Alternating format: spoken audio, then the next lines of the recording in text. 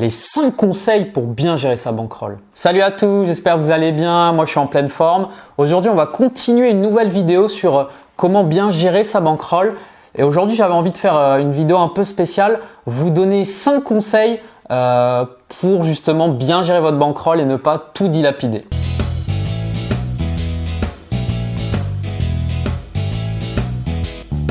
Le premier conseil que je pourrais vous donner pour garder sa bankroll et ne pas tout perdre bêtement, elle est simple, elle est assez connue, c'est ne pas jouer au-dessus de vos moyens. C'est un peu ce que disait tout le temps Patrick Bruel dans ses émissions, ne surtout pas jouer au-dessus de ses moyens. C'est vrai, ça semble logique, mais on a tendance parfois à l'oublier. Pour être un bon joueur de poker, pour être un joueur de poker gagnant, il faut avoir une bonne gestion de bankroll. Il n'y a pas de secret, je crois que c'est la base, c'est même au-dessus d'être un bon joueur de poker, savoir 3 bêtes, 4 bêtes, etc. Si on n'a pas une bonne gestion de bankroll, on ne pourra jamais progresser, on ne pourra jamais devenir un bon joueur de poker. Moi, à une époque, quand j'ai commencé à jouer online, j'avais aucune gestion de bankroll. Ça veut dire que j'avais 300 $ sur mon compte PokerStars, je jouais quelques petits tournois rapidement, je tombais à 260 $, je sais pas. Et là, tout d'un coup, je voulais jouer un tournoi à 20 $.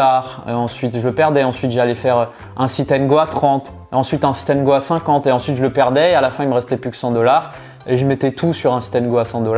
Et je le perdais et j'étais broke. Et donc, ça a dû durer au moins facilement une bonne année et demie. J'étais étudiant. Voilà, je n'étais pas professionnel, mais je prenais pas mal de temps à jouer. Mais à chaque fois que je montais une bankroll, je la gérais mal. Donc, je finissais broke. C'est pareil en fait quand je vois parfois certains joueurs jouer en cash game live dans les casinos ou dans les cercles avec moins de 50 big blinds par exemple. Ça n'a aucun intérêt. Si vous allez à une table à 2 €, 4 € les blindes et que vous posez que 200 €, vous allez malheureusement perdre très souvent. Alors une fois de temps en temps vous allez doubler, vous allez tripler, ça va être l'embellie. Mais combien de fois vous allez payer une fois les relances, 2 fois les relances, 3 fois et hop, vous allez finir broke parce que votre adversaire vous aura payé avec une poubelle parce qu'il vous restait plus que 50 €, etc. Ça m'est arrivé aussi pas mal ça. Quand j'allais jouer en cercle au tout début, je me rappelle, j'allais au blind 1-2 et j'y allais avec 30 €. À l'époque, au cercle cadet, on pouvait caver 30 € minimum. Et en fait, c'était pas du poker. J'attendais d'avoir n'importe quelle main. Je faisais tapis pour mes 24 ou 26 €. J'étais payé, j'espérais que ça double. Et voilà, c'était pas de la stratégie, c'était un peu débile. Après, j'étais jeune, j'avais pas beaucoup d'argent, je tentais. Mais donc voilà, ça c'est des conseils que je peux vous donner, ça ne sert à rien de faire ça. Ça va marcher une fois, 2 fois, mais la plupart des temps vous allez perdre et vous allez finir broke. Le deuxième conseil que je peux vous donner sur comment bien gérer sa bankroll, les erreurs à éviter, ça serait de jouer dans des bonnes conditions. Moi je vous explique, j'ai plein d'exemples personnels, ça m'arrive même parfois encore, c'est un peu triste. Par exemple, il m'arrive des fois d'avoir 30 minutes devant moi et de me dire allez, je vais ouvrir une ou deux tables de cash game, je sais que j'ai que 30 minutes, donc je vais jouer de manière peut-être un peu trop agressive par rapport à d'habitude, je vais peut-être un peu trop gamble, je vais prendre des risques que j'aurais pas pris juste parce que j'ai que 30 minutes et qu'il faut que j'essaye de gagner un peu de sous, etc. Donc ça, c'est des exemples qui sont vraiment pas très bons. J'ai aussi des exemples où j'ai tilté, ça m'est arrivé. Un peu moins maintenant et quand on passe professionnel on évite de tilter, mais ça arrive. Ça m'est arrivé il y a peut-être un mois où j'étais très fatigué, je jouais contre un régulier en cash game, il était plutôt pas mal et avec la fatigue je me suis pas rendu compte en fait que je commençais à mal jouer, il me prenait pas mal de pots, etc. Il y a eu un mélange de fatigue et de tilt qui m'a fait faire n'importe quoi, j'ai commencé à 3-bet toutes les mains, à vouloir faire des bluffs sans queue ni tête, etc. Et à la fin de la session, j'avais perdu 6-7 buy-in. Donc voilà, évitez quand vous jouez au poker d'être fatigué, de ne pas avoir beaucoup dormi, de ne pas avoir mangé, ne pas jouer quand vous êtes par exemple ici dans un salon et que, je sais pas, il y a votre copine à côté qui écoute la télé très fort, ou si, je sais pas, vous êtes avec vos enfants qui font du bruit, etc.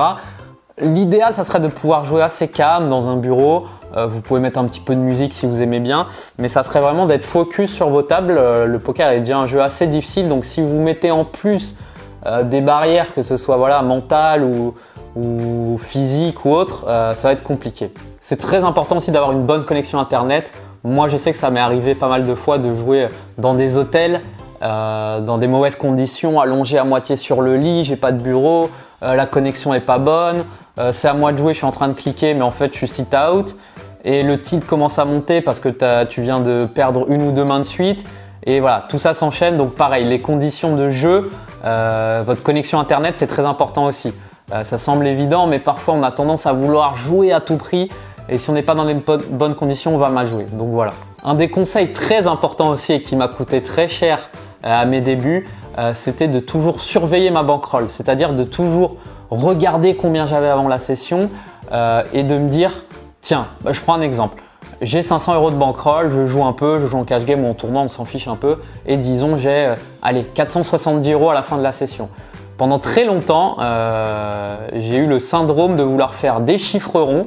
Donc si par exemple j'avais 274 €, il fallait à tout prix que j'y arrive à 280, ou alors carrément de me dire j'avais 300 €, je vais essayer de remonter à 300.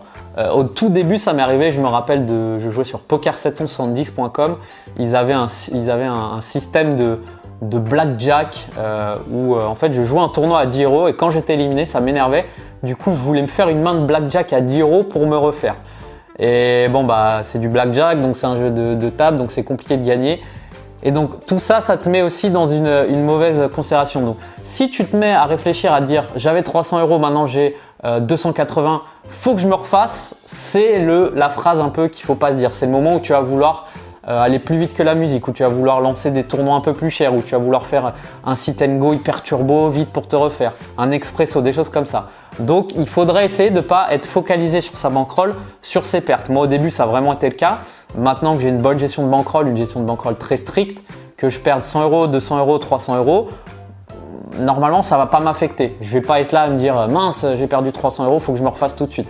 C'est pas grave, je ferai une autre session la prochaine fois et normalement, vu que je suis censé être un joueur gagnant, je récupérerai ces pertes sur le long terme. Voilà. Il faut vraiment faire attention avec ce sentiment de vouloir se refaire parce que c'est là où vous pouvez vraiment tout perdre votre bankroll, où vous pouvez perdre très rapidement.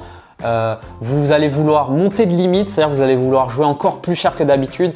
Moi, combien de fois je vois des joueurs arriver parfois à mes tables à des limites qui ne sont pas les leurs avec, je sais pas, 112,27 € sur une table à 1-2 parce que ils sont en full bankroll, ils sont un peu en tilt et ils veulent se refaire à tout prix. Et ça, c'est vraiment une mauvaise stratégie.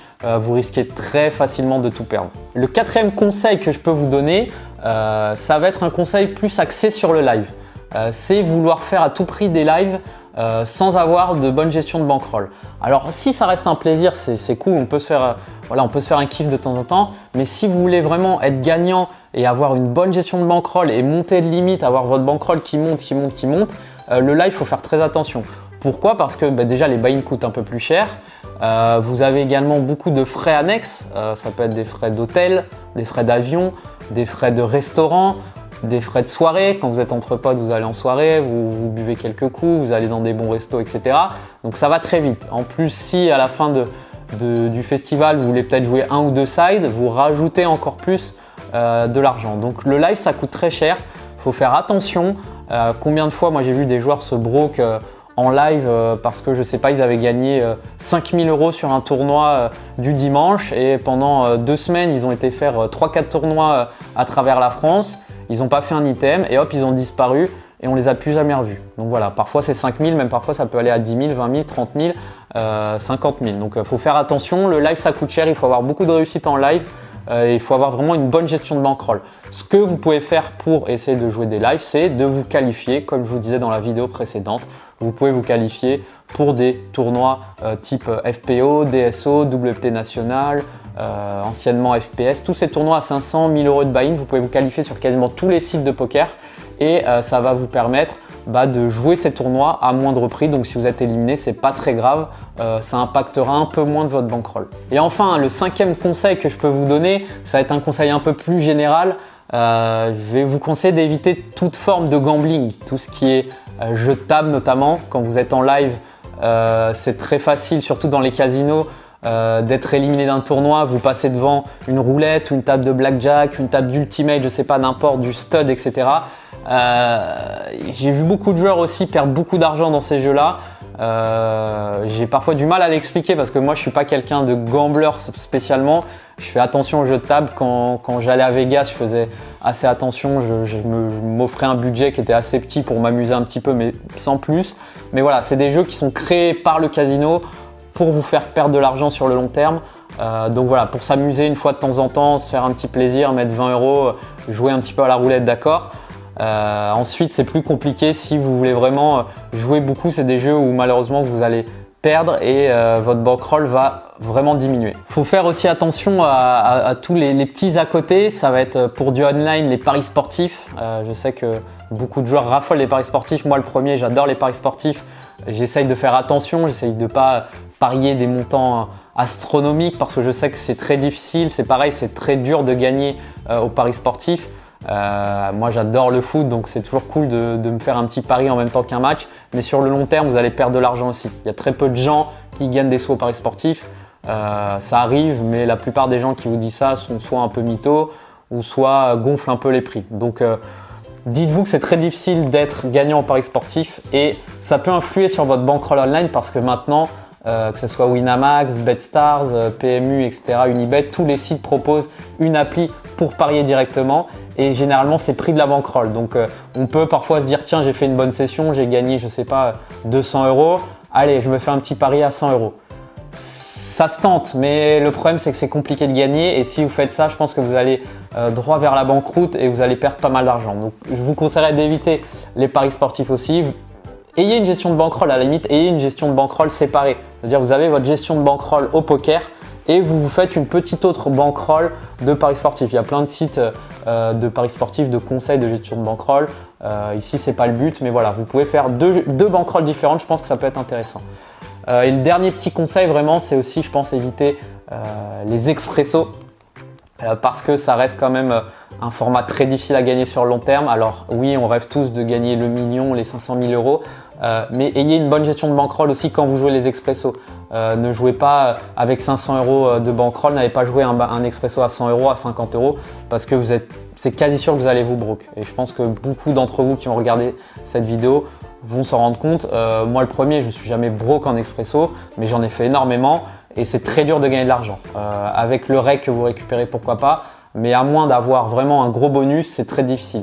Donc voilà, tous ces petits à côté, les paris sportifs, les jeux de table, les expressos, ça peut vraiment vous coûter cher sur votre bankroll poker et ça peut vous éviter de progresser plus rapidement, de monter de limite. Pour progresser au poker, il faut avoir une bonne gestion de bankroll, parce que ça va vous permettre de monter de limite, donc de gagner plus, etc. Si vous n'avez pas une bonne gestion de bankroll, vous ne serez jamais un très bon joueur de poker, vous ne serez jamais gagnant au poker, ou en tout cas, ça sera vraiment très compliqué de durer. Voilà, j'espère que cette vidéo vous a plu. N'hésitez pas à la partager, n'hésitez pas à nous mettre des commentaires sur la page Facebook, sur la page YouTube, sur mon Twitter perso. On est vraiment à l'écoute de tous vos commentaires. Donc n'hésitez pas, on fait ça aussi pour vous, donc c'est cool d'avoir des retours. Moi j'adore, je prends du plaisir. Donc voilà, n'hésitez pas à nous envoyer des messages et je vous dis à très vite pour de nouvelles vidéos avec plein d'autres contenus. On a plein d'idées en stock et voilà. Bah, je vous dis à bientôt et bonne soirée. Ciao!